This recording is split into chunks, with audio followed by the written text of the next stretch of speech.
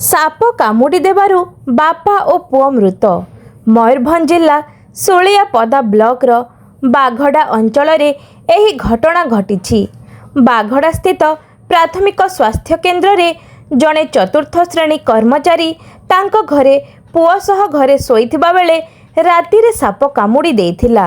राति अधरे शिशुपुत्र बांती करिबाकू परिवार वर्ग तांको डाक्तरखाना आनिथिले हेले बारिपदा मेडिकल कॉलेज रे तांको मृत्यु होई सारिथिला।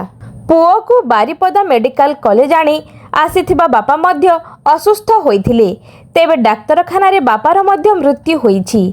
परिवार वर्ग बापा और पुओर मृत्यु होइथिबा खबर पाई बारिपदा मेडिकल कॉलेज रे पहुंचीथिले।